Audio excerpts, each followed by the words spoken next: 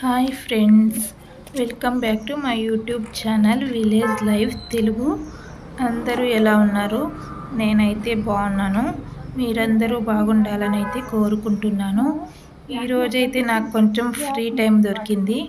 అందుకని నా చిట్టి తల్లితో కాసేపు ఆడుకుందామని కూర్చున్నాను. చూడండి, నా చిట్టి తల్లి అంటే నాకు చాలా ఇష్టం. నాకు పశువులు అంటే చాలా ఇష్టం. అందులోనూ ఇలాంటి చిన్న దూడలంటే ఇంకా చాలా ఇష్టం. చూడండి, మా దూడతో ఇలా కాసేపు అయితే స్పెండ్ చేశాను టైంని. వీటితో ఆడుకుంటే మనకి అసలు ఏమి గుర్తుకు రాదు, ఇంకా మన ప్రపంచమే మర్చిపోతాము. మూగజీవుల ముందు ఇలా కాసేపు ఆడుకుంటే మనకు ఎంత కోపం ఉన్నా కూడా చిటికెలో తగ్గిపోతుంది అనమాట. చూడండి, అది పడుకోవడానికి నా భుజం మీద అలాగే నా కాళ్ళ మీద అయితే తల పెట్టుకుంటుంది. చూడండి ఎంత బాగుందో మా చిట్టి తల్లి. మా చిట్టి తల్లి అంటే నాకు చాలా ఇష్టం. ఇది వచ్చేసి ఆడదూడ అనమాట. దీనికంటే ముందు ఇంకా ఉంది, అటువైపు ఉంది, అది పడుకునింది. ఇదైతే చిన్నది, రెండో దూడ అనమాట. ఏంటంటే దూడలు పుట్టినప్పుడు మనకి మగ దూడల కంటే ఆడదూడలు పుట్టితేనే నాకు ఎందుకంటే ఎక్కువ ఇష్టం, ఎందుకో తెలియదు. కానీ మగ దూడలు ఏంటంటే కొన్ని రోజులు పెంచుకున్న తర్వాత వాటిని అమ్మేస్తారు. వాటిని ఇంకా తినేవాళ్ళు కోసుకొని తింటారనమాట. మనం ఎంతో ప్రేమతో పెంచుకున్న దూడల్ని అలాగా కోసుకొని తింటే మనకు మనసుకి ఎంత ఇబ్బందిగా ఉంటుంది, అసలు తలుచుకుంటేనే ఏడుపు వస్తుంది కదా. అందుకే నాకైతే ఆడదూడలంటే ఇష్టం. ఎందుకంటే మనం వాటి మీద ఎంత ప్రేమ పెంచుకున్నా అవి అమ్మేసినా కూడా అవి ఎక్కడో ఒక చోట ప్రాణాలతో ఉంటాయనే ఒక నమ్మకం ఉంటుంది. అదే మగదూడలైతే పాపం ఎప్పుడు చనిపోయాయో, ఎలా వాటిని నరికేశారో, ఎలా తిన్నారో, ఇలాంటి ఆలోచనలన్నీ వస్తాయి. ఎందుకు చెప్తున్నానంటే ఇంతకుముందు పుట్టిన 2 దూడలు కూడా మగవే. వాటిని నేను ఇలాగే ఎంతో ప్రేమతో పెంచుకున్నాను అనమాట. 2 దూడల్ని అమ్మేశారు మా ఇంట్లో. ఎందుకంటే ఇంకా మగ దూడలు, అందుకని ఇంక వాటికి పిల్లలు అలాంటివి ఏమి ఉండవు కాబట్టి అమ్మేశారు. వాటినైతే పాపం నాకు ఎంత ఏడుపు వచ్చిందో అప్పుడైతే నేను కంట్లో నీళ్ళు కూడా పెట్టుకున్నాను. ఎందుకంటే నాకు మూగజీవులంటే ఎంతో ఇష్టం, ప్రేమతో పెంచుకుంటాను నేనైతే. అలాగా అమ్మేసినప్పుడు అది కూడా చంపడానికి తీసుకెళ్తున్నారంటే ఎవరికైనా ఎంత మనసులో ఎంత బాధ ఉంటుందో మీరే అర్థం చేసుకోండి. ఇంకా అందుకే ఈసారి అయితే నేను ఇవి కడుపులో ఉన్నప్పుడే నేను కోరుకున్నాను దేవుడిని, ఈసారి అయితే 2 ఆడపిల్లల్ని పుట్టించు దేవుడా అని. అలాగే దేవుడు నా కోరికను తీర్చాడు. 2 ఆడదూడలే పుట్టాయి అన్నమాట. చూడండి ఎంత క్యూట్గా ఉన్నాయో. వీళ్ళక్క అయితే ఎప్పుడు తింటూనే ఉంటుంది.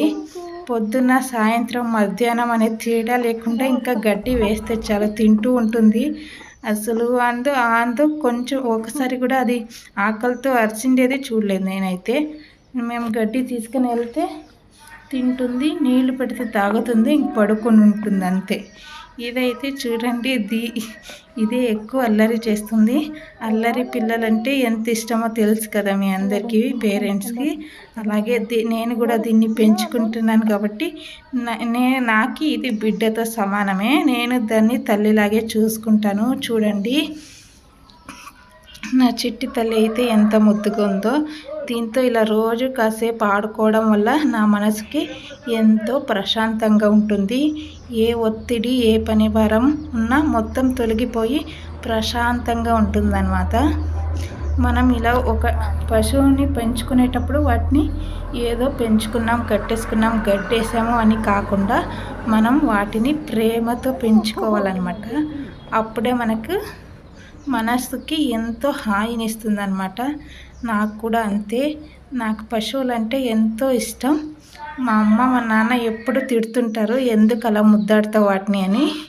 కానీ నేను వాటిని అయితే పట్టించుకోను. ఎందుకంటే ఇప్పుడే కాదు, చిన్నప్పటి నుంచి మా ఇంట్లో పశువులు ఉన్నాయి. అందుకే నాకు పశువుల మీద మమకారము, ప్రేమ చిన్నప్పటి నుంచే ఉంది కాబట్టి అందుకే నేను నాన్ వెజ్ కూడా తిననమాట. నేను వెజిటేరియన్ని. నాకు పెట్స్ అంటే ఇష్టము. వాటిని అలా చంపుతుంటే నేను చూడలేను. అందుకే నేనైతే 20 సంవత్సరాల క్రితమే చికెన్ తినడం మానేశాను. నేనైతే ఇప్పుడు ప్యూర్ వెజిటేరియన్ని. నాకు వీటి మీద ఉన్న ప్రేమతో నేను తినకూడదని నిర్ణయించుకున్నాను. అందుకని నేనైతే నాన్ వెజ్ని మానేశాను అనమాట.